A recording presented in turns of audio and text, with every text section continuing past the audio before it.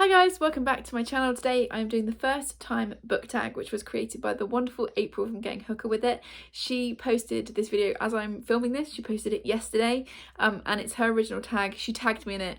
I think she's fantastic. I love her and her channel, so I wanted to get this up as quick as I could. Like filmed, it will come up a couple of weeks after the original tag, but I wanted to get it filmed and up as quick as I could because I thought it was a really fun one and I really like the questions. So this tag is all about your like bookish firsts. I'm going to do it slightly differently to how April did it, only because a lot of the questions, the answers to these questions would be the book series that I no longer talk about here on my channel. So instead I'm going to kind of do my Booktube firsts, if that makes sense, so you'll understand a bit more as we go through. So there are only 8 questions. I'm going to whip through them and talk about some books. So question 1, the first book that you could not stop gushing about. Anybody want to guess which book I'm about to hold up? The Handmaid's Tale. This is one of the first books I gushed about on my channel. It's a book I've mentioned all the time. I think it was the first book that I did a single book review for, which I don't do very often. I think I've only done 2 or 3, but I will link it in the description if you want to see baby what Victoria read talk about this book. It's just one of my favourites of all time. I have multiple copies. I've gushed about it loads and I will continue to do so, and this was definitely one of the first books that I gushed about here on Booktube. Question 2, thank you, next. The first book you wish you had DNF'd. Now this one, I can actually talk about like my actual bookish first. It's weirdly hard to say. And that is Thomas Hardy. I know he's a classic author. He's a very beloved author. He wrote Tess of the D'Urbervilles and a few other ones, and I just really don't get on with his writing style. I had to read a lot of him for English when I was doing my A-levels and my degree, and it was just so dire. Like, he just doesn't work for me at all. I find it really dry. I find him really hard work, and I wished I could have DNF'd, but obviously I had to read certain books for my education. And so yeah, I have read a lot of Thomas Hardy, but I would never pick him up voluntarily, for sure. Just not for me. No thank you. No thank you. Next. Okay, Working Wonders, the first book that helped you through something hard in your life. So for this we're going back to Booktube. And I've talked quite openly about my struggles with mental health and the issues that I have. And there's been several books, but one of the books that have helped me with that is It's Not Okay to Feel Blue and Other Lies, which is curated by Scarlett Curtis, let's get the words right. This is a collection of essays, and it looks massive, but it's not really. A collection of essays about mental health from a variety of different people. So some of the like well-known people in here are Adam Kay, Bryony Gordon, Candice Carty-Williams, who else? And here is Dawn Porter, Davina McCall, Emma Thompson, Hannah Witten. Who else is on here that kind of more well-known? Jessie Cave, Lena Dunham, Matt Haig, Miranda Hart. So a whole like collection of people. Porna Bell, Scarlett Curtis herself, Scarlett Moffat.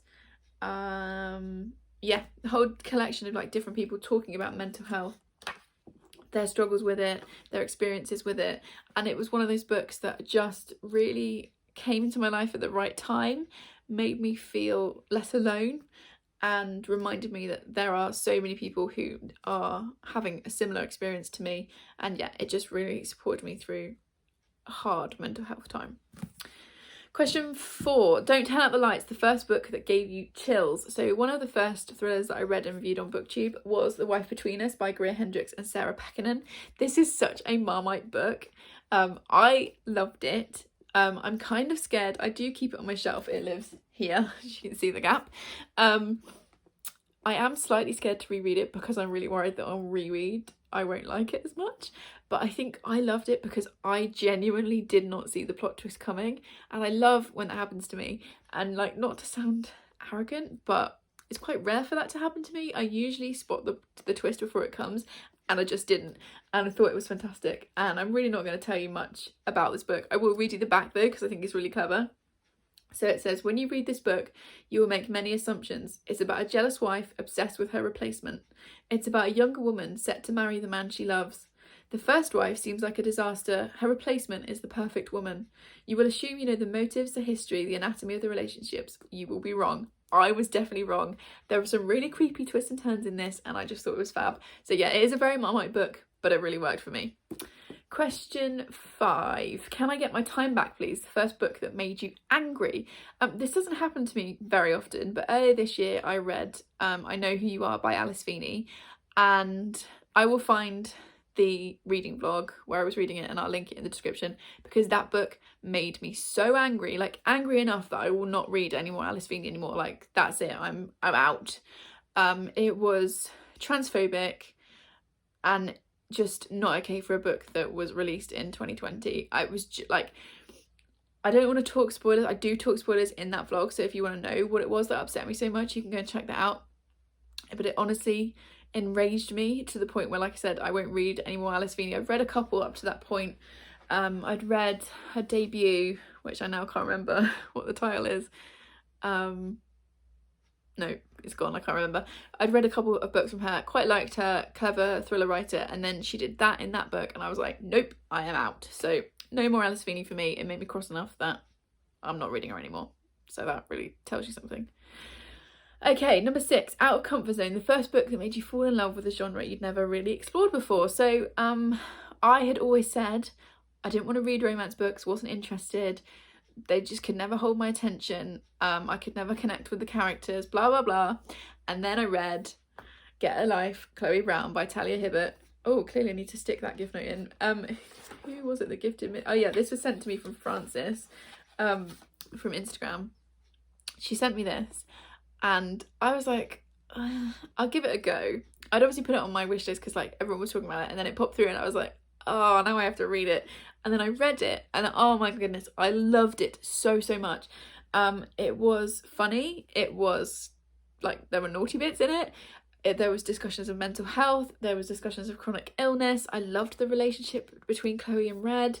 I just loved everything about it, and it opened up a whole new genre for me, which is romance, and adult contemporary. And yeah, if you'd asked me beforehand, I was expecting to give it like a 2 and I gave it a 5. So what do I know? Okay, question 7. Mirror Image, the first book that made you feel known. Definitely Am I Normal Yet by Hollybourne. I read this right back at the start of my Booktube life, and I read it, I was obviously in my 30s because I've been on Booktube 3 years, so I was like 31, and I wish that this book had been around when I was 14. Like if I could go back in time and put this book into the hands of my 14-year-old self, I would have had a much better time, because it's all about anxiety, and the main character also has OCD, which I don't have, but the anxiety rep in this was so accurate. I had to stop reading several times because I could barely see for crying, because I just felt really seen. I felt like my teenage self was really seen. And obviously as a white cis straight woman, like I have the privilege of seeing myself represented all the time, but this aspect of myself I had never seen dealt with so perfectly. So definitely Am I Normal Yet? Just absolutely incredible. It's one of those books that I'm going to make sure as many of my kids at school read, because if you are having similar issues, it makes you feel seen, and if you aren't, I think it would teach you empathy. So yeah, it's still one of my favourite books of all time, and it definitely made me feel known. And then question 8, hop aboard the Wayback Machine. I love this prompt. The first book you reviewed on Booktube. So I will link my first ever video, which was November 2018. It was my October reading wrap up. Please try not to laugh too hard. The quality is terrible, the lighting is terrible, I'm sat on my bed, everything is bad, it's super awkward, but I will link in the description if you would like to see. And it shows you how much my reading has changed, because actually the first book that I mention in that video is, and I've got it written on notes down here, that's where I'm looking, You're the One That I Want by Giovanna Fletcher. I went through a massive phase of reading everything she'd written, and then I've not read anything for ages because it wasn't really my thing. I can't even remember really what that book is about, but I will let Past Victoria tell you about that in that video. But yeah, that's the first book that I reviewed here on Booktube. Quite a few things have changed since then. So that's the tag. I think it's really fun, it's nice and short, kind of let you reflect on some of your bookish firsts. I'm going to tag some people. I'm going to tag Charlotte from Books and Bargains because I think it'd be really interesting to hear your answers to this. Also Olivia Savannah from Olivia's Catastrophe for the same reason, and also Karis and Karis's Corner. I would really love to know your answers to these, especially what your first book was that you reviewed, because I think that's a really, really fun question. Thank you so much to April for creating this tag and for tagging me in it. If you've made it this far, let's have a yellow heart emoji. Please subscribe if you would like more of this chaos, and I will see you in the next one. Thanks guys, bye.